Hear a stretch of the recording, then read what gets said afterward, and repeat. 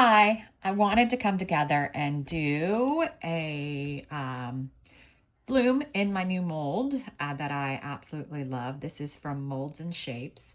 I love the edge of the mold. It's just super cool. My plan is to do a white bloom and some sort of red background. I have mixed up, how much did I mix up? 4 ounces of this Let's Resin.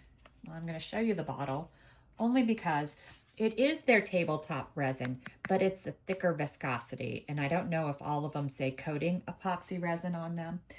This resin is thicker than their regular tabletop and it cures faster. It's almost like a combination between tabletop and fast cure resin. Let me get my thermometer and see where we are on temperature. So I'm at almost 31 degrees Celsius, 87 degrees Fahrenheit. I'm going to pour a little in my mold and let it start moving since it's so thick. And then a little in my cup for my white. I'll just plop the rest in here. I didn't wait for it to get, sometimes I'll wait till the resin gets to be like 34 before I start working with it. But if they're a heavier viscosity resin and I'm doing blooms, I will start earlier. So I am, for my white, using CastinCraft today. I am gonna put 10 drops in this cup, I think. Let's start with 8 and see how that looks.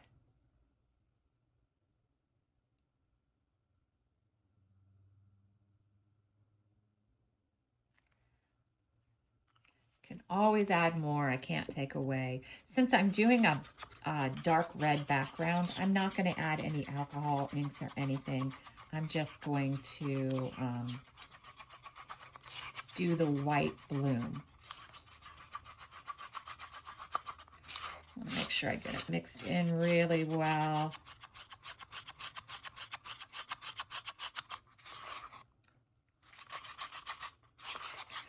I am because it's a thicker viscosity resin, I do have a lot more bubbles. I'm going to give it a quick hit with my torch before I do anything else.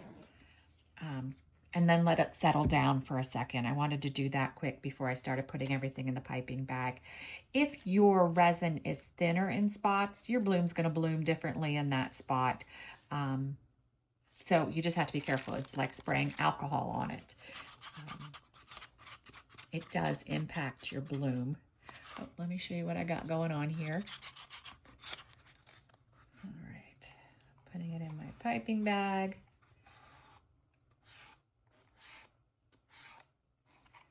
It had gotten really cold here last weekend, and now this weekend we're back in the 70s. Can never tell with the temperature. I refused to turn the air conditioning back on last night or yesterday, so it was really warm up here above my garage where I work. All right, I'm gonna cut a little snip off the bag. All right, I'm actually gonna stand up to do this. I don't know if I cut enough off. Let's take a look. Yeah, we're gonna go with that. I am gonna start with dots.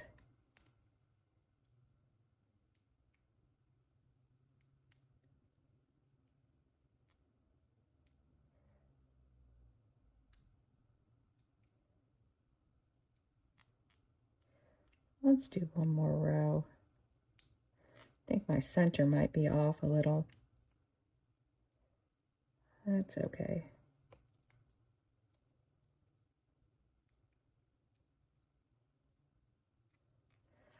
All right, so for my bloom, I'm going to do petals.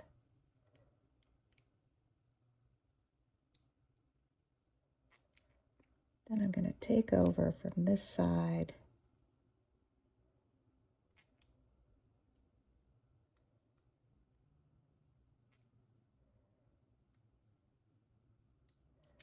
Got a little flat, so I need to go back out a little.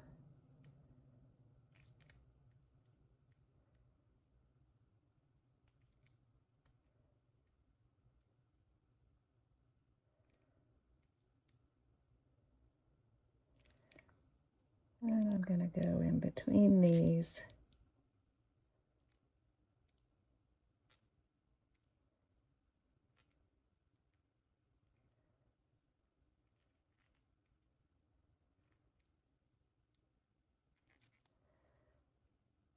I'm gonna go, oops. Didn't quite make the hole big enough. So it is a little trickier.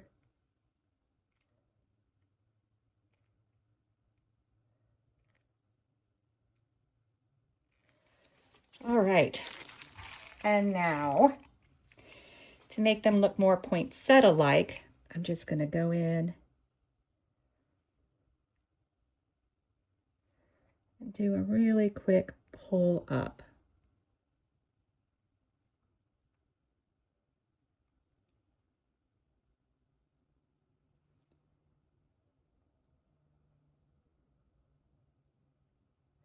I'm going to do the same thing with the little ones,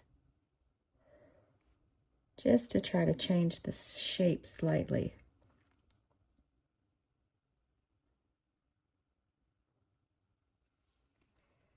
All right, that's it.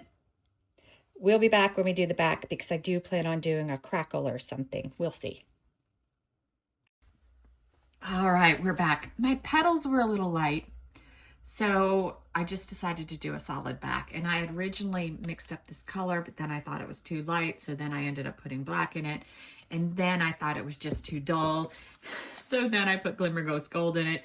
It was quite the process. I'm hoping that the shininess doesn't overwhelm the really light petals. Usually when I have a light bloom, I try to do just a solid color backing. But this sort of took on a life of its own. So this is what I ended up as the color. All right. And it's the moment of truth. This bloom stresses me out. Oh, but it looks nice. I still think I would have liked the red, plain red better. I should have just stuck with that, but it is very pretty. It looks almost like a bronze, but it is a very pretty bloom. I do need to get it to be a little bit wider, especially out here. So I'm going to do it again, but I do like this one.